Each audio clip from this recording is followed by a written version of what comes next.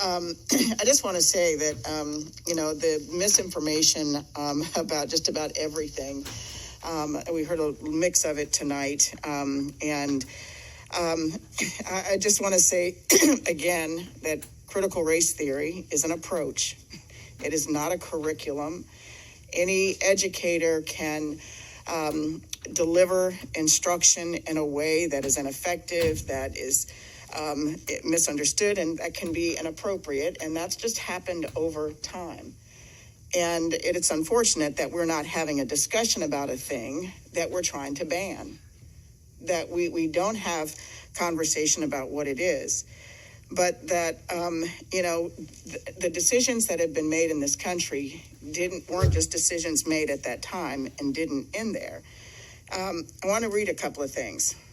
Benjamin Franklin said, "Why increase the sons of Africa by planting them in America, where we have so fair an opportunity by excluding all blacks and tawnies of increasing the lovely white and red?" This came from an essay, from him. This is a quote from him in 1751. Thomas Jefferson said, "I advanced it, therefore, as a suspicion only that the blacks, whether originally a distinct race or made distinct by time or circumstances, are inferior to the whites in the endowments of both body and mind." Abraham Lincoln says, "There is a physical difference between the white and the black races, which I believe will forever forbid the two races living together. While they do remain together, there must be the position of superior and inferior, and I, as much as any man, am in favor of having the superior position assigned to the white race." Now, who labeled who? And who had the legal governmental power to institutionalize that for centuries?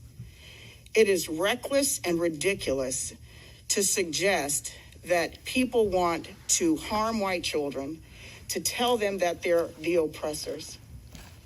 But when we do not give children the proper contextual information, how do they understand that neighborhoods that were redlined?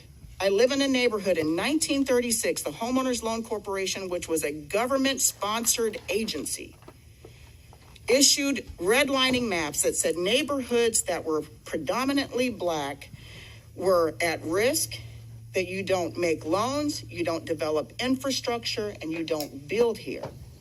3 out of 4 neighborhoods that were redlined 80 years ago, such as my neighborhood, struggles economically today. And when they struggle economically, the schools suffer, the health suffers, public safety suffers, the value of the home suffer, access to food and transportation suffer. So children absorb the images and the information around them, and it doesn't matter what you say to them. So if we don't interrupt the physical built environment that was built with race-based decisions,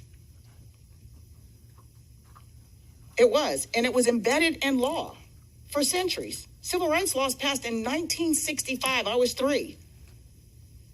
Fair housing law said that you couldn't do that in 1968. I was 6. Largest redlining settlement in the history of the country, 2015. I was in my 50s. So this didn't end just because Dr. Contreras is here, just because Mark Robinson is the lieutenant governor, just because Barack Obama was the president. This has been institutionalized and enshrined in law. And critical race theory invites people to examine that intersection. And when we don't do that, it is children of color, black children, indigenous children, Mexican children, who have been given doll tests and asked them which doll is pretty, which doll is nice, which doll is smart. And overwhelmingly for a century, they have picked the white doll because they have internalized these messages. And lastly, Frederick Hoffman, I think I brought him up before. He was a leading statistician of his time. In 1898, wrote a 330-page document on race traits and tendencies of the American Negro.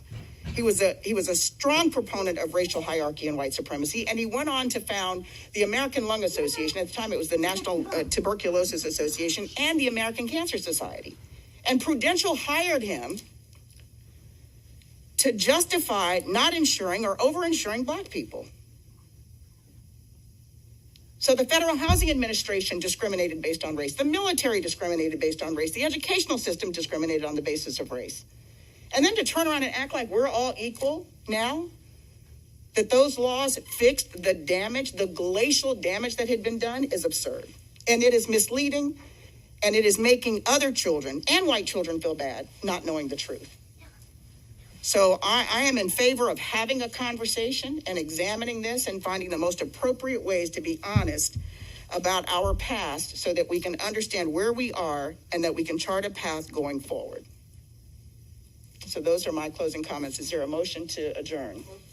Is there a second? Second. All those in favor say aye. Aye. Any opposed?